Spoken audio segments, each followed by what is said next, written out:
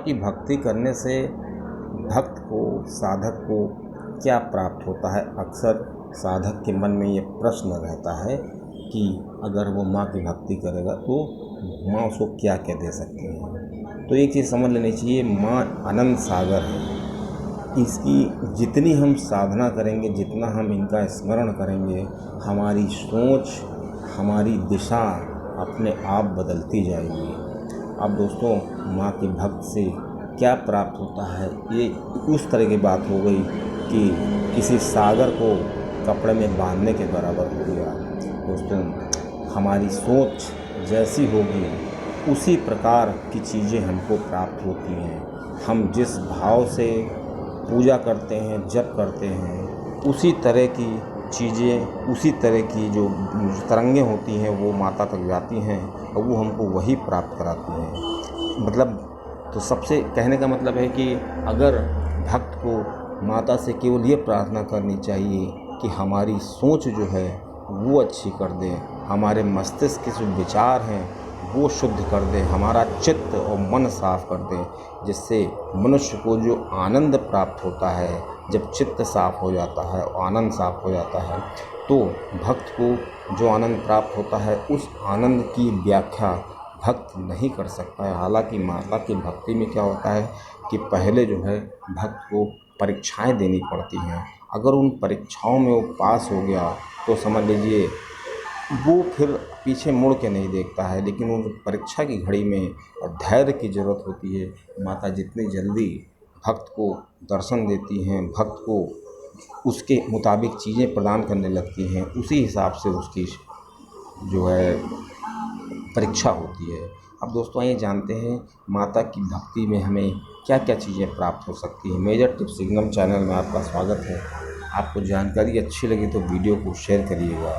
दोस्तों, माँ की भक्ति से मनुष्य को बहुमूल्य चीज़ें प्राप्त होती हैं, जैसे कि व्यक्ति के अंदर सभी प्रकार के भय जो है वो समाप्त हो जाते हैं, मृत्यु का भय समाप्त हो जाता है, मनुष्य को भय नाम की चीज़ नहीं रहती है और उसके जो दुश्मन होते हैं वो सब समाप्त होने लगते हैं या उनका मस्तिष्क अपने आप बदलने लगता है।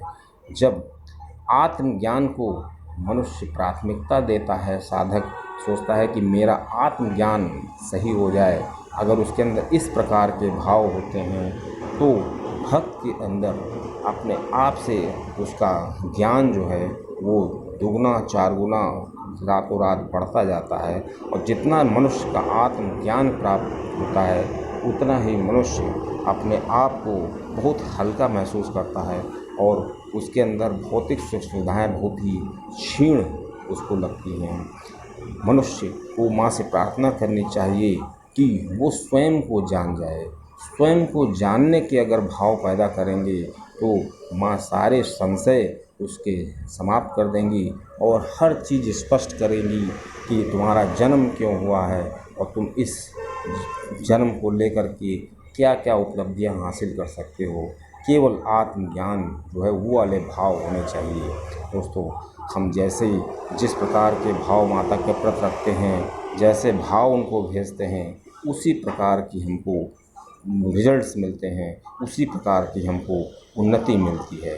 दोस्तों, सबसे पहली चीज़ है कि जो माँ है वो ज्ञान प्रदान करती हैं और इस ज्ञान इतना अलौकिक ज्ञान होता है कि मनुष्य अपने जन्मों जन्मों के रहस्य के बारे में जान जाता है और यहाँ तक कि जो उसके आसपास के लोग होते हैं उनके जन्मों के बारे में रहस्य को जान जाता है। और मनुष्य जब अपने जन्मों के रहस्य को जान जाता है तब उसको पाप पुण्य या उसको किसी से किसी प्रकार की कोई शिकायत नहीं होती, क्योंकि वो जानता है पिछले जन्म में उसने क्या कर्म कर रखे हैं। दोस्तों, माता को पूजा करने से, माता को भजने से सबसे बड़ी चीज़ प्राप्ति होती है कि मनुष्य का जो विजन हो जाता है, मनुष्य का जो दृष्टिकोण होता है वो बहुत विशाल हो जाता है। बताया जाता है ना कि जैसा हम सोचते हैं वैसे हम बन जाते हैं। तो जो लोग बड़े बनते हैं उनका दृष्टिकोण बड़ा होता है और ऐसा तभी होता है जब मनुष्य का जो चित्त है वो साफ हो जाए, उसके अंदर जो कूड़ा कबाड़ा कचरा भरा हुआ है वो साफ कर दे और दोस्तों ये काम माता के लिए बहुत आसान है। दोस्तों इससे जब मनुष्य का विजन विशाल होता है, दृष्टिकोण विशाल होता है, तो वो लोगों को बेहतर तरीके से समझ जाता है, अपने आसपास के लोगों को, अपने आप को बेहतर समझता है और उसका जो दृष्टिकोण होता है वो संकुचित दायरे में नहीं रहता है, जबकि वो जो उसका दृष्टिकोण है बहुत ही विस्तृत हो जाता है और उसके जो दुश्मन होते हैं वो उसको साफ नज़र आने लगते हैं और वो जान जाता है कौन इनका वास्तविक दुश्मन है, कौन इनका शत्रु है और कौन मित्र है। और दोस्तों वास्तविक जो विकार होते हैं वो नष्ट होने लगते हैं और मनुष्य के अंदर सबसे बड़ी चीज़ है लोभ और लालच टाइप के जो विकार होते हैं वो नष्ट होने लगते हैं। उसकी जो दृष्टिकोण है लोभ और लालच के प्रति ऐसी वो क्रियाएं ही नहीं करता है जिससे मनुष्य को, साधक को बहुत ही चरम आनंद प्राप्त होता है।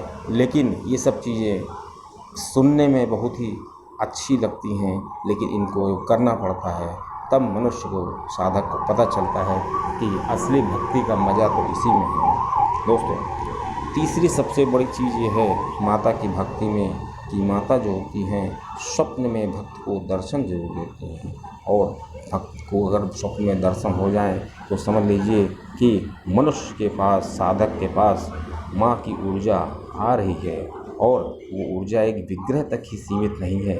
मनुष्य की, साधक की जो ऊर्जा है बहुत ही विस्तृत है। और दोस्तों इसमें क्या होता है कि साधक उस सीमा तक पहुंच जाता है जब उसको किसी भी प्रकार की ज्योति की ज़रूरत नहीं होती कि मैंने पूजा के लिए ज्योति नहीं जलाई है, आसन नहीं बिछाया है, इससे कोई फ़र्क नहीं पड़ता है। जो भक्त की सोच इतनी विस्तृत हो जाती है कि हर समय वो माता के दर्शन करता रहता है और उनकी भक्ति का आनंद लेता रहता है। और सबसे बड़ी चीज़ ये है कि गृहस्थ में रहते हुए भी वो अपने आप को बचाता हुआ भक्ति की तरफ ले जाता है। दोस्तों अगली जो सबसे महत्वपूर्ण चीज़ प्राप्त होती है माता की भक्ति करने में कि भक्त आनंद में रहता है, भक्त प्रसन्न मुद्रा में रहता है और उसको किसी भी प्रकार की कोई चिंता नहीं रहती है और हमेशा वो प्रसन्न रहता है और संसार में रहते हुए भी, गृहस्थ आश्रम में रहते हुए भी उसका मन भक्ति की ओर चला जाता है। ये बहुत बड़ी चीज़ है कि मनुष्य गृहस्थ आश्रम में रह करके भी माता की भक्ति में लगा रहता है।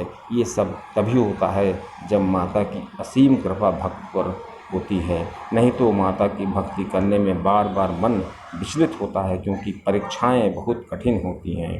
दोस्तों अगली जो सबसे इम्पोर्टेंट चीज़ प्राप्त होती है भक्त को, वो भक्त को प्रारंभिक चरण में बहुत ही चुनौतियाँ उनको प्राप्त होती हैं, लेकिन धीरे धीरे जो भक्त होता है अगर अपनी चुनौतियों को पार कर जाता है तो उसका जीवन बहुत ही सहज हो जाता है और भक्त को लगता है कि मैंने जो पूजा पाठ किया है, मैंने जो माता की भक्ति की है उसमें कोई गलती नहीं की है। अब दोस्तों इस प्रकार भक्त को